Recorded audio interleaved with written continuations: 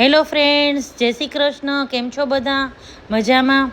રોજે આપણે શાક રોટલી ખીચડી શાક જમતા હોય તો કોઈ વાર એમ થાય કે અલગ થોડું જમીએ, થોડો ચેન્જ મળે જમવામાં. અને રોજે શાક રોટલી ભાવતા પણ નથી. તો આજે મેં વડાપાવનો પ્રોગ્રામ કર્યો છે. તો અહીં મેં બટેટા બાફવા મૂકી દીધા છે અને અહીંયા બેટર પણ તૈયાર કરી લીધું છે ને એને રેસ્ટ ઉપર મૂક્યું છે. હવે અહીંયા વડાપાવ માટે આપણે ગ્રીન ચટણી જોઈએ, એ પણ હું ઘરે જ બનાવું છું.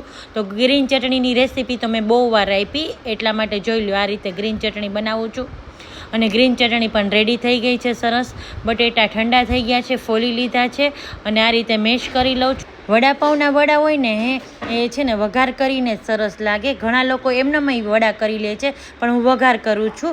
હવે મેં અહીંયા રાઈ મૂકી દીધી.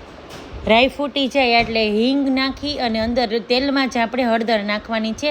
અને મેં એક લીલું મરચું નાખ્યું છે, સ્વાદ પ્રમાણે મીઠું, ગરમ મસાલો અને ધાણા ભાજી નાખી અને આ મસાલો તૈયાર કર્યો છે. અને આમાં મેં લાલ ચટણી પાવડર નથી નાખ્યો, કારણ કે હું યલો મસાલો જ બનાવું છું એટલા માટે. અને મેં લીંબુ નાખ્યું છે, પણ સામે મેં ખાંડ નથી નાખી. તમારે ખાંડ નાખવી હોય તો નાખજો. હવે જો અહીંયા વડા બનાવું છું.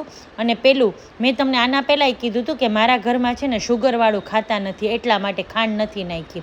હવે જો વડા તૈયાર થઈ ગયા છે અને આપણે પહેલાં બેટરે તૈયાર કરી લીધું હતું. હવે એમાં થોડું ચીલી ફ્લેક્સ નાખું છું અને બેટરે એકદમ સરસ થઈ ગયું છે. હવે ચીલી ફ્લેક્સ નાખું છું ને જુઓ, બીજી બાજુ તેલ પણ ગરમ થઈ ગયું છે.